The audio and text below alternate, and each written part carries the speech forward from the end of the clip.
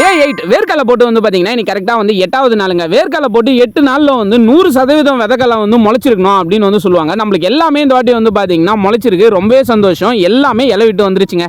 லைனாக ஜாடை வந்து உங்களுக்கு தெரியுதா? நம்ம போட்ட ஜாடை வந்து கிளியராக பர்ஃபெக்டாக நீட்டு தெரியுது பார்த்தீங்களா? எல்லாமே பர்ஃபெக்டாக வந்து முளைச்சிருச்சு.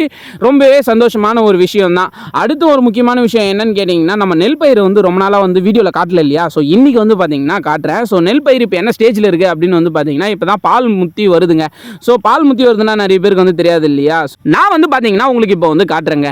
அரிசி வந்து உருவாகுது இல்லையா? அரிசி உருவாகிறதுக்கு முன்னாடி வந்து பார்த்தீங்கன்னா உள்ள பால் தான் வந்து பார்த்தீங்கன்னா இந்த போல வரும். ஸோ இதுக்கப்புறம் தான் வந்து பார்த்தீங்கன்னா அரிசி வந்து உருவாகும். ஸோ நெல் பார்த்தீங்கன்னா இப்போ இந்த ஸ்டேஜில் தான் வந்து இருக்குது.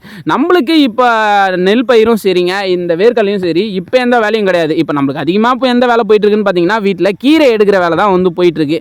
ஸோ அப்படியே நம்ம வந்து சுற்றி பார்த்துட்டு கொஞ்சம் நேரம் வந்து பார்த்தீங்கன்னா காத்தோட்டமாக வந்து படுத்துட்டோம். மறக்காமல் க்ரீன் கலர் ஆட்டை தட்டி விட்டு லைக் பண்ணுறோம்.